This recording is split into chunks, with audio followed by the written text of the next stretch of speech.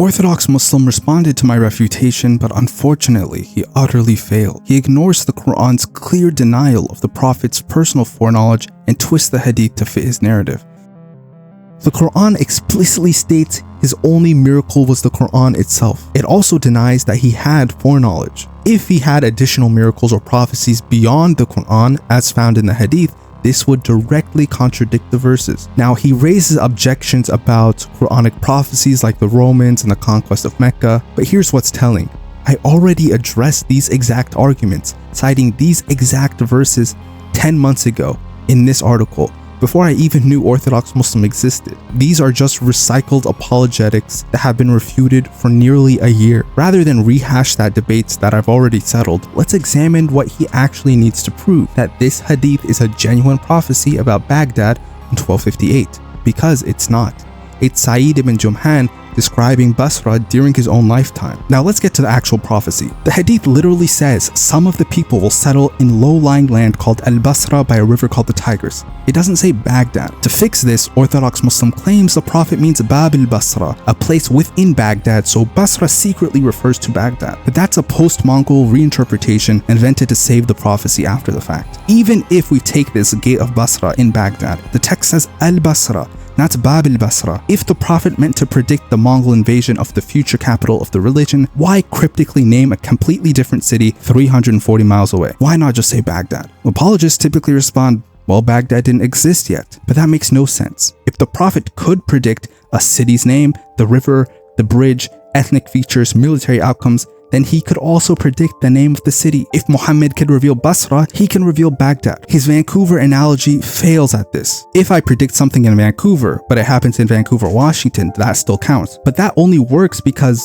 both are Vancouver. Basra and Bab al-Basra are not the same name. A correct analogy would be, I predicted something in Vancouver, but it happened at the Vancouver street in Seattle, hundreds of miles away. That's absurd. And so is claiming Basra means Bab al-Basra. And it gets worse. Bab al-Basra didn't exist in Muhammad's time. It was built by Caliph Mansur when Baghdad was founded in 762. So the logic becomes self-contradictory. The Prophet couldn't name Baghdad because it didn't exist. So he said Bab al-Basra instead. But Bab al-Basra didn't exist either. If the Prophet could predict a future gate, he could have predicted the city, and geographically the description fits Basra, not Baghdad. Low-lying land, Basra is more low-lying than Baghdad. Prone to flooding, the sources say Basra was more prone to flooding than Baghdad. In fact, Basra had to change locations because of the constant flooding. Many palm trees, Basra was famous for these palm trees. Every feature matches Basra more so than Baghdad. Now, as I mentioned before, the earliest version comes from Abdullah ibn Amr. A group of Basrans go to Abdullah ibn Amr. Abdullah ibn Amr says, prepare yourselves, O people of Basra, the Banu Kantura will soon expel you. They asked, who are the Banu Kantura? He said, as for in the book, that is how we find it. And as for the description, they are the Turks. Listen to these key facts. It's Abdullah ibn Amr's own words. He does not say the Prophet said, and he identifies his source, the book. He's citing biblical and Israelite material, not revelation. And Ibn Taymiyyah confirms that Abdullah owned 2 camel loads of Israelite texts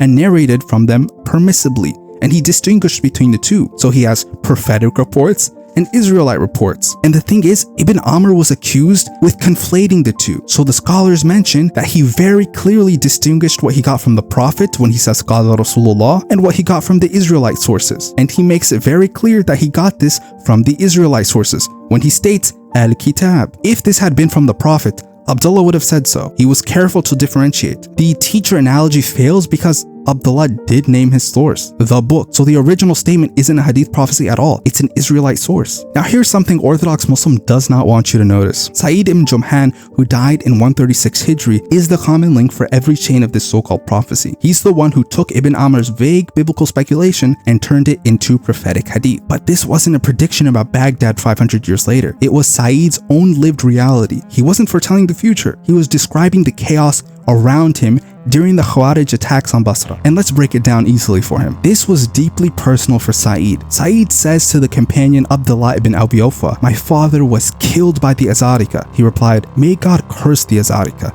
The messenger of God said, they are the dogs of hellfire. Sa'id's father was murdered by the Khawarij. He lived in Basra, a war zone torn apart by extremist raids. So when he spoke about Basra attacked, people fleeing, martyrs dying, he wasn't seeing the future.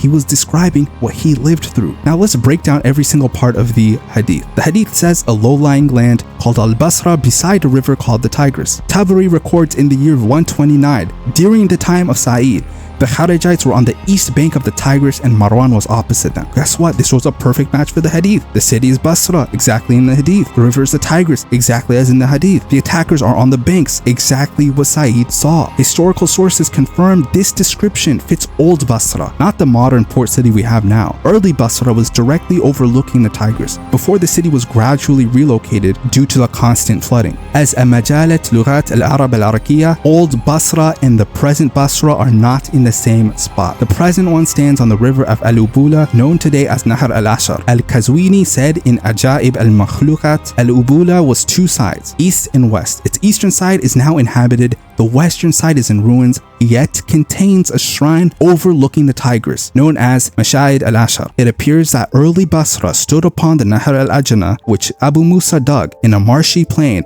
some 3 farsakhs from the water. The river reached it from the direction of Dajla al-Ura, whose waters spread broadly toward Basra. Al-Karmali also notes that Basra was in a different site, then transferred, then its ruins remained behind, and that over time, the name Basra continued to be used for the newer settlement. This geographical shift explains why older reports, including the one from Sa'id's generation, describes Basra as low-lying land by the Tigris. It matches the hadith's phrasing and Tabari's records of the Kharijite attacks on the east bank of the Tigris. Now, Sa'id didn't invent the term Banu Kantura. He borrowed it from Ibn Amr's original narration, who said the Banu Kantura will drive you from Iraq. When asked who they were, he said, in the book, that's how we find it, their description fits the Turks. So even Abdullah admits this came from the book, biblical material, not revelation. Sa'id simply took the Israelite lore, added new details, and applied it to his own crisis. He's not prophesying anything in the future. He's simply describing what he saw in Basra. Now, what about the 3 groups? Are these just random descriptions that Sa'id put in the hadith? No, it mirrors exactly what happened in Basra. Group number 1.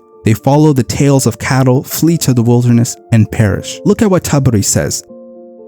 The Azd fled after Basra was sacked, their homes destroyed, families scattered. They became refugees in the countryside, which matches the hadith perfectly. What about group 2? Seek safety for themselves and perish. Tabari notes that Basra's elites switched allegiance repeatedly.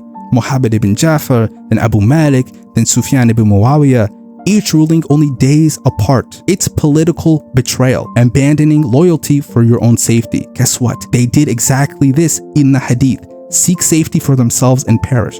Matches the hadith perfectly. Group 3 put their families behind them, fight and die as martyrs. The Azd fought fiercely against the Khawarij, but many were slain defending their families. Guess what? It matches the hadith perfectly. Dying while fighting the Khawarij, a people known as the dogs of hellfire, would be considered martyrdom. So Sa'id's martyrs are literally his own townsmen. And when you do a side-by-side analysis between Basra in Sa'id's lifetime, the hadith details, and what happened in Baghdad, every single point matches for Basra. And not everything matches for Baghdad. The prophecy is not a prophecy. It's Sa'id talking about what happened in Basra during his lifetime. Now here's something that is really shocking that Orthodox Muslim simply ignores. Every narrator is Basran. Abu Bakr, his sons, Sa'id. The hadith is about Basra, from Basrans, describing Basran events. If it were about Baghdad, why would every transmitter and every detail that Sa'id experienced be Basran? Because it's a Basran product, explaining Basran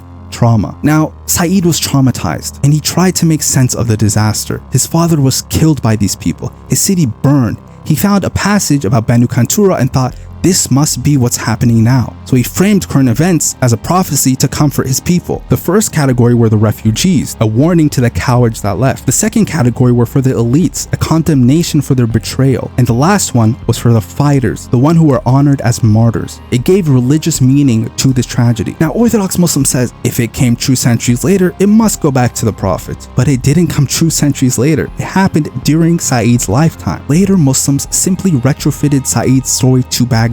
This is not divine foresight, it's human hindsight. Sa'id ibn Jumhan didn't predict the future. He described the Khawarij attacks on his own city during his own lifetime and falsely claimed them as prophecy. Every detail, every name screams Basra, not Baghdad. No miracle, no foreknowledge needed. Orthodox Muslims' entire argument collapses the moment you realize that this was never a prophecy.